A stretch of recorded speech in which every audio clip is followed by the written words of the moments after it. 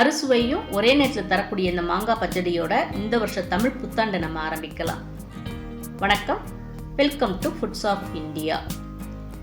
இனிப்பு, புளிப்பு, காரம், உவர்ப்பு, துவர்ப்பு, கசப்பு இந்த மாதிரி 6 சுவையும் ஒரே நேரத்தில் தரக்கூடியது இந்த மாங்காய் பச்சடி.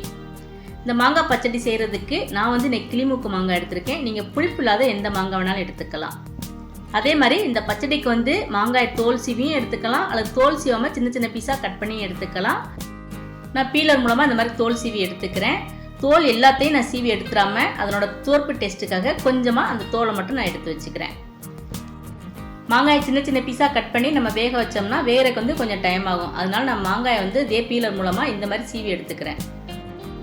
மாங்காய் எல்லாத்தையும் இந்த மாதிரி சீவி எடுத்தாச்சு. இப்போ நம்ம பச்சடியை செய்ய ஆரம்பிச்சிடலாம்.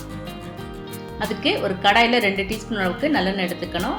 எண்ணெய் நல்லா சூடானதுக்கப்புறம் 1/2 டீஸ்பூன் கடுகு, 1/2 டீஸ்பூன் உளுந்தம்பருப்பு சேர்த்துக்கணும். கடுகு நல்லா இந்த மாதிரி பொரிஞ்சு வந்ததுக்கப்புறம் 1/4 டீஸ்பூனோட குறைச்ச அளவுக்கு வெந்தயம் சேர்த்துக்குங்க. வெந்தயம் நல்லா இந்த மாதிரி பொன்னிறமாக வந்ததுக்கப்புறம் 2 மிளகாத்தில் இந்த மாதிரி கிள்ளி சேர்த்துக்கணும். இப்போ மிளகாத்தூளோட அந்த கலர் மாறுறதுக்கு முன்னாடியே நம்ம ஒரு பெரிய வெங்காயத்தை பொடியாக நறுக்கி இது கூட சேர்த்துக்கணும். வெங்காயத்தை கண்ணாடி பதம் வர வரைக்கும் நம்ம எண்ணெயில் நல்லா வதக்கி எடுத்துக்கணும். வெங்காயம் எண்ணெயில் நல்லா இந்த மாதிரி வதங்கினதுக்கப்புறம் இது கூட வாசத்துக்கு கொஞ்சமாக கருவேப்பிலை சேர்த்துக்கணும். இப்போ இதையும் சேர்த்து நல்லா வதக்கியாச்சு. இப்போ அடுப்பை சிம்மில் வச்சுட்டு இது கூட 1/2 டீஸ்பூன் அளவுக்கு மிளகாத்தூள் சேர்த்துக்கலாம். மிளகாத்தூள் சேர்த்து ஒரு 30 செகண்ட்ஸ் எண்ணெயில் வதக்கினா போதும். அதுக்கப்புறம் நம்ம தோல் சீவி எடுத்து வச்சுருக்க அந்த மாங்காய் துருவல் இது கூட சேர்த்துக்கணும். இப்போ இதையும் சேர்த்து ஒரு 30 செகண்ட்ஸ் நல்லா வதக்கினதுக்கப்புறம் நம்ம அந்த மாங்காய் வேகிறதுக்கு தேவையான அளவு தண்ணி சேர்த்துக்கணும். நான் ஒரு 4 கிளாஸ் அளவுக்கு தண்ணி சேர்த்துருக்கேன். இது கூட 1/2 டீஸ்பூன் அளவுக்கு மஞ்சள் தூள் சேர்த்துக்கலாம். 1/2 டீஸ்பூனோட குறைச்ச அளவுக்கு உப்பு சேர்த்துக்கணும். ஏன்னா இனிப்பு பச்சடி அப்படிங்கும்போது நம்ம உப்பு அதிக அளவில் சேர்த்துக்கூடாது, குறைவாக தான் சேர்க்கணும். இப்போ இது எல்லாத்தையும் சேர்த்து நல்லா இந்த மாதிரி கலந்து விட்டதுக்கப்புறம் ஒரு மூடி போட்டு மூடி அடுப்பு மீடியம் ஃப்ளேமில் வச்சு ஒரு 5லேருந்து ஒரு 7 நிமிஷம் மாங்காய் நல்லா வேக வச்சுக்கணும். நடுவில் மூடியை திறந்து கரண்டினால் நல்லா கலந்து விட்டுக்கணும். மாங்காய் நல்லா வெந்து வரட்டும். அதுக்குள்ளேயே நம்ம இந்த மாங்காய் பச்சடிக்கு தேவையான வெள்ளை கரைசல் ரெடி பண்ணிடலாம். அதுக்கு நான் ஒரு பாத்திரத்தில் 1/2 கிளாஸ் அளவுக்கு தண்ணி எடுத்திருக்கேன். அதில் 1/4 கப்பை விட கொஞ்சம் அதிகமாகவே வெல்லம் சேர்த்துருக்கேன். வெல்லம் தண்ணியில் நல்லா கரைஞ்சி வரணும். பாருங்கள், வெல்லம் நல்லா தண்ணியில் கரைஞ்சி வந்துருச்சு. இதுக்கப்புறம் இதை அடுப்பை ஆஃப் பண்ணிவிட்டு இந்த வெள்ளை கரைசல் நம்ம வடிகட்டி தனியாக எடுத்து வச்சுக்கலாம். நீங்கள் விருப்பப்பட்டால் ஜீனி கூட சேர்த்துக்கலாம். ஆனால் ஜீனி சேர்க்குறத விட வெல்லம் சேர்த்தோம்னா தான் மாங்காய் பச்சடி ரொம்ப டேஸ்ட்டாக இருக்கும். இப்போ மூடியை திறந்து மாங்காய் நல்லா வெந்திருக்கா நம்ம செக் பண்ணி பார்த்துக்கணும்.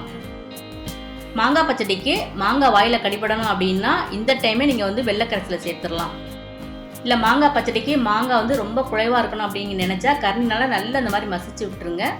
மாங்காய் நல்லா மசிச்சதுக்கப்புறம் நீங்கள் கரைச்சி வச்சுருக்க அந்த வெள்ளை கரைசல் இது கூட சேர்த்துக்கலாம். நான் கரண்டினால் மாங்காய் நல்லா இந்த மாதிரி மசிச்சு விட்டேன். இப்போ நம்ம கரைச்சி வச்சுருக்க அந்த வெள்ளை கரைசல் இது கூட சேர்த்துக்கணும். வெள்ளை கரைசலை சேர்த்து மாங்காய் நல்லா இந்த மாதிரி கிளறி விடணும். அந்த மாதிரி கிளறி விடும்போது நீங்கள் அடுப்பு மீடியம் ஃப்ளேமில் வச்சுக்கோங்க. ஃபுல் ஃப்ளேமில் வச்சு இந்த மாங்காய் பச்சடி கரண்டினால் கிளறி விட்டிங்கன்னா இந்த பச்சடி கொஞ்சம் தெறிக்க ஆரம்பிச்சிடும். அதனால் அடுப்பு கொஞ்சம் நிதானமாக வச்சுட்டு கரண்டினால் நல்லா கலந்து விட்டுக்குங்க.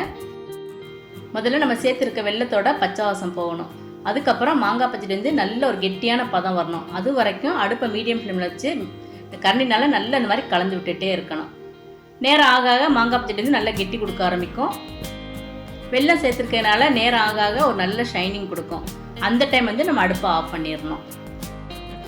பாருங்கள், நல்ல இந்த அளவுக்கு கெட்டியான பதம் வந்ததுக்கப்புறம் இப்போ நம்ம அடுப்பை ஆஃப் பண்ணிடலாம். அவ்வளோதான், நம்மளோட மாங்காய் பச்சடி ரெடி ஆயிடுச்சு. நம்ம தமிழ் வருஷ பிறப்புக்கு இந்த மாங்காய் பச்சடி ரெடி பண்ணுறதுனால கசப்புத்தன்மையும் இருக்கணும் அப்படிங்கிறக்கா இது கூட நம்ம கொஞ்சமாக வேப்பம்பூ சேர்த்துக்கலாம். வேப்பம்பூ அப்படியும் சேர்த்துக்கலாம்.